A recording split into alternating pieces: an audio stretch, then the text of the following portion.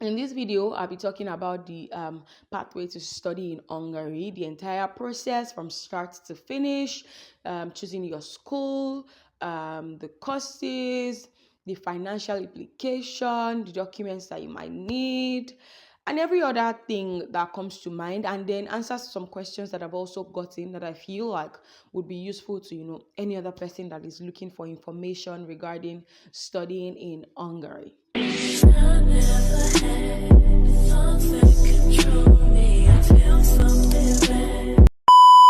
Hi guys, welcome back to my YouTube channel. If you are seeing me for the very first time, my name is Opeyemi and I'm an international student here in Budapest, Hungary.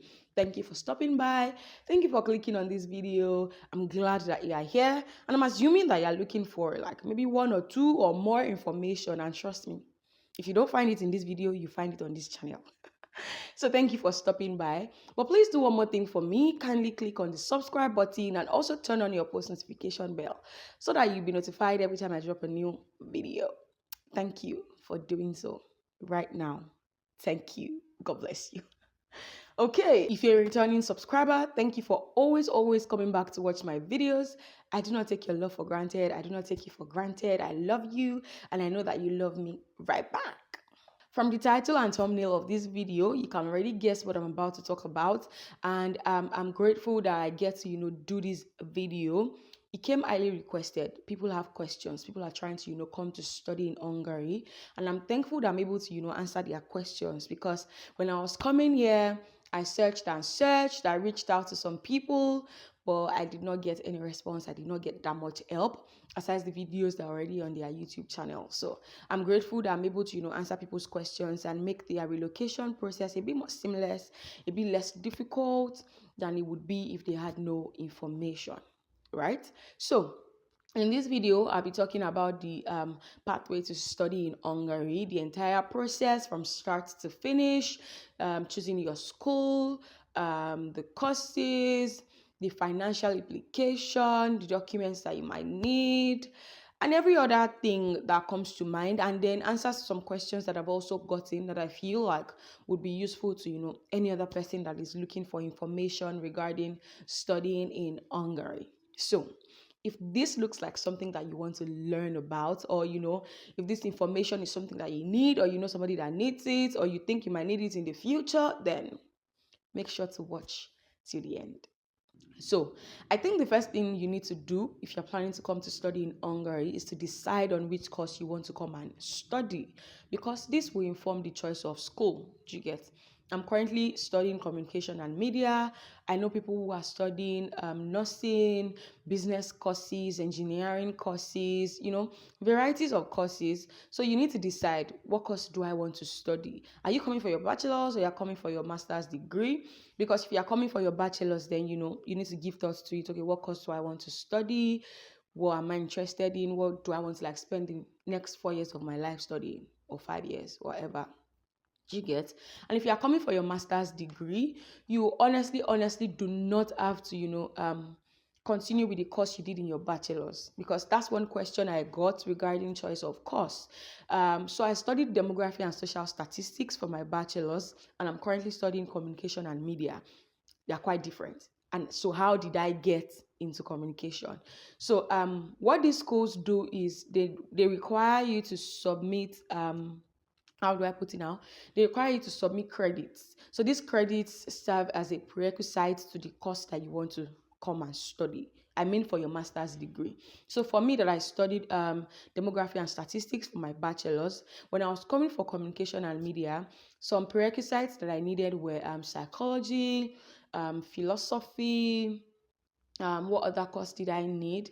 I needed some courses that, thankfully for me, I took them in my bachelor's as electives. I mean, they were not directly, related to the course that I studied, but I took them as electives in the uni. So, it helped me to be able to gather enough credits that I needed to submit for this communication and media that I'm currently studying. So if you probably studied business and then you want to switch to communication, you would need some credits, right? But before we even get to that part, you need to decide on what course you want to study. But notice that you do not necessarily have to continue the course.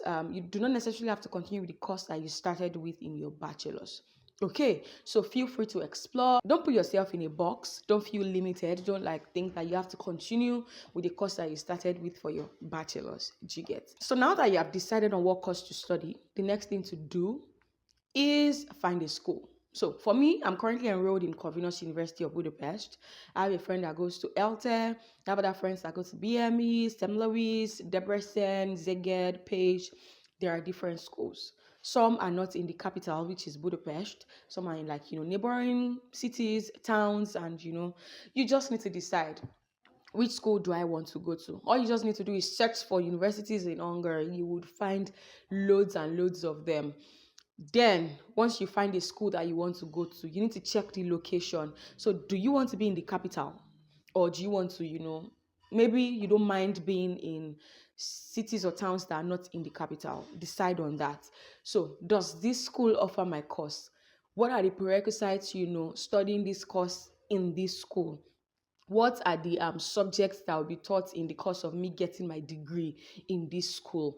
What is the ranking of this school? What is the rating of this school? What do people that go there already, what do they have to say about this school?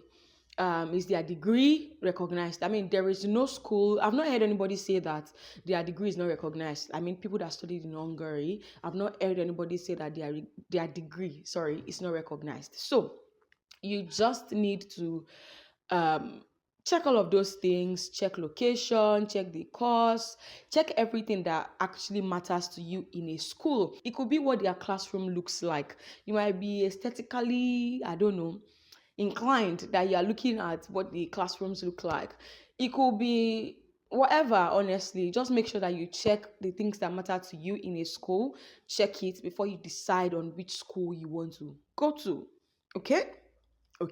So the next thing to do, now that you've decided on your course, you've decided on the school, is to check the cost. This should even also inform the university that you would choose, actually, because the tuition fee varies for each school. For my school, I think we pay 2,900 euro per semester. For my friend's school, I think they pay 2,200 or 2,300 euro per semester. I'm not sure, but please check the cost of tuition, or the tuition fee in the school that you want to pick. Check if it is within your budget. Is it something that you can afford? Is it something that you can comfortably pay for 4 semesters? Can you actually change your school if the tuition is too high? Would you consider other schools if the tuition for a school that you have picked, if it's too high? In my own case, I actually did not check too many schools, and I did not know at the time that tuition varies, but I fell in love with my school when I saw it, so I didn't bother checking so many other universities. Do you get? So you should do your due diligence, check the tuition fee, and be sure that it is something that is comfortable for you to pay. Okay, and then for schools here in Hungary, the way we pay is per semester. So you pay at the beginning of every semester. You actually have to pay for the first semester before you get your unconditional offer. Okay, so for every other semester, you pay at the beginning of the semesters. So please check the cost of tuition. Don't go and pick a school that is too expensive. And also, I think that the application fee for schools vary, but we're going to get it. So once you've checked your course, you've checked the school, you've checked the cost of the school, the next thing to now do is to check the application process for the school that you have chosen. For some schools, they have February and September intake. For my school, I don't think they have February intake, but for some they have. So if you want to apply for the February intake, I think it might be too late, or almost too late, but please check, because I think the deadline for application is always mid-November, right? But if you are considering September intake, you still have plenty time. Okay, I think the application opens February or March, I guess, but you still have time, if you are considering September intake. So check for when the application would open, the application fee, the documents that you would need to submit, the mode of admission, if they are going to require you to take an exam or take an interview, how long it takes for them to process your admission, how long it will take you to get your visa supporting documents, and the resumption date. Rewind to application process. Most schools here have application fee. For me, my application fee was €75. For somebody else that I know, the application fee is 150 euro, I guess. Yeah, so check the application fee if it's something that you can afford, if it's something that you can pay, okay? So you also need to submit some documents before you can finally submit your application. When I started the whole application thing, there were some things that I needed to fill out, but the documents that I think I submitted were my passport, right? I submitted my passport, my international passport. I submitted my degree, my bachelor's degree certificate. I submitted my transcripts. I submitted my proof of English proficiency for my school. I think I submitted my motivation letter. I think I submitted motivation letter too. And yeah, so that's that for my school. For some other schools, for ELTE, because I have a friend that goes there and studies my course, she had to do a thesis project, right? And then that project, she had to do a thesis project, and then she had to do an oral exam. But for me, after I filled the application out, before I could submit, I needed to have submitted. Before I could submit the application to the school, I needed to have paid the application fee and submit some documents. So the thing is, if you submit your application and some documents are missing, they'll send you an email that, this document is missing, you need to send it in. Their response time is often quick. So once you submit your application, they are going to reach out to you that, okay, we've gotten your application, we're going through it. If there's anything that you need to still submit, they will tell you. The application submission thing is a very seamless process, trust me. Once you submit everything you need to submit, once you fill out everything you need to fill out, and you click submit, from there, I think it's a bit easy. So for me, once I was done submitting my application, the next thing was the oral exam. So for my school, they sent me 3 chapters of a book. I was supposed to use that as a study material for the exam. And trust me, the questions that they asked me during the oral exam were actually taken from the chapters that they told me to read. But it was not a rigid exam. It was more practical than theoretical. You were just supposed to use the understandings that you've got from those materials that you have read. You need to apply it to real life examples, and just show them that you read it, you know what you're saying, and from what you have read, you think that it is still the course is something that you're interested in and you still want to study. Do you get? I forgot to mention that some schools, or most schools, also have cutoff marks. Also check the cutoff mark for your course and for your school. Do you get? So after I took the oral exam, it was a virtual exam. I had two examiners. They were professors. I just sat down like this with my camera, and then we discussed and all of those things, and they let me know that I had passed the exam, and they were willing to go ahead with me, and they were willing to give me an admission, right? Yours might be just interview, yours might be an exam, an interview, yours might be just exam. Do you get? So just check whichever it is and prepare for the exam, okay? Once you pass the exam, you will get a response saying that we are willing to give you an admission, blah, blah, blah, and then they will send you your conditional offer. So for you to get your unconditional offer, you need to pay your first semester tuition fee, okay? So once you pay the first semester tuition fee, they'll provide you with the account details that you will send it to, and then at this point that you've done your exam and all of those things, they will send you some information. Once you've done the exam and you've passed, they'll send you an information to log in or create a Neptune profile. So Neptune is an academic platform that we use here to study. You need to create your own Neptune account. They will give you the whole process of doing that. So once you create your Neptune account. You see your payment details, you see it on there. So you need to go ahead to pay your tuition fee. Please make sure that you pay your tuition fee in time or on time before the application, before the deadline, because they will also give you a deadline to pay, I think. Please make sure that you pay, and once you pay your tuition fee for the first semester, they will then send you did I say conditional or unconditional earlier? So the first thing they will give you is conditional. Oh, I'm sorry. First thing they will give you is conditional offer. And then once you pay your tuition, that's when you get the unconditional offer. So once you get the unconditional offer, they'll send you the admission letter, and then they'll also send you a proof of payment that you've paid your first semester tuition. These two documents are the documents that you would need for your visa application. For some other schools, if they think that you will need more, they will send you the visa supporting documents, okay?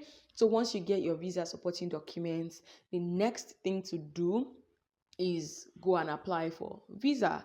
I already talked about the whole visa application process in another video. I would link it in the description box. I'll also put it here or here, like wherever. But please check my channel. You'll see the video.